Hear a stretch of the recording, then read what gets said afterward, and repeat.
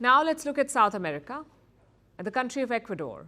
It's a nation of about 17 million people and it's caught in a cycle of violence.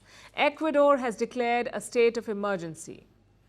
The first one under the current president, President Daniel Noboa. Under his predecessor, emergencies were routine, but this is the first one since Noboa took office. He won the presidency last November. He promised to bring an end to Ecuador's crime wave. But it looks like he's trying the same old tactics, deploying the army to fight crime.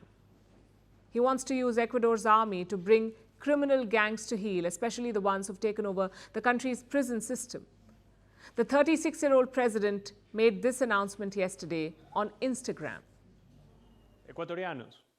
Ecuadorians, the time when the people condemned of narco-traffic, murder and organized crime dictated over the government in place has already finished. What we see in the country's prisons is the result of our decision to confront them. This is why, from the government, we've started to act to recover control of the prisons, which has been lost in the last years. In response, these narco-terrorist groups intend to threaten us and believe that we will concede their demands. He says Ecuador's prisons have been lost in recent years, which is almost an understatement. These were scenes from one of the prisons yesterday. Inmates had taken over. They were casually relaxing on the prison roof. While security forces watched from the ground, the prison guards had been taken hostage. They were being held inside. It's a damning indictment of the state of Ecuador's prisons. So is the news that likely triggered this emergency. A dreaded gang leader has gone missing. His full name is Jose Adolfo Macias Villamar, but he is better known by his nickname Fito. He leads one of Ecuador's most powerful gangs called Los Choneros. It's a drug cartel, which also dabbles in murder, assassination, extortion and other crimes. Now, Fito has been running it since 2020 from within a prison. He was sentenced to 34 years in jail in the year 2011, but that did not stop him from taking up the gang's leadership. In fact, being in jail did not stop him from doing a lot of things.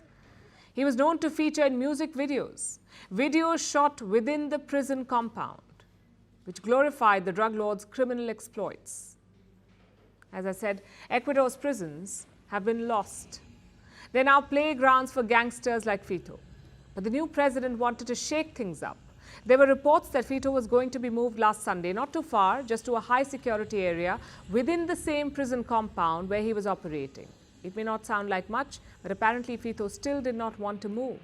So he seems to have escaped instead. 2 prison guards have been accused of helping him flee.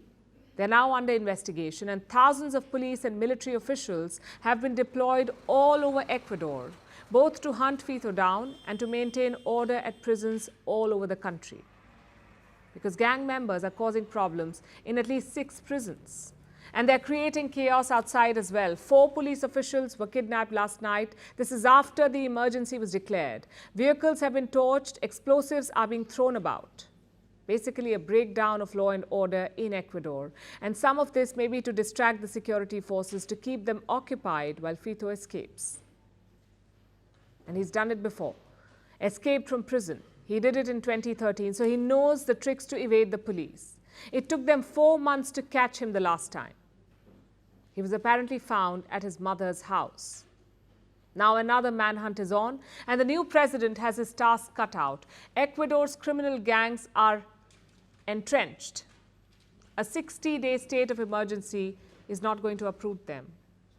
The president needs a new strategy, or Ecuador's gangs will continue to run riot.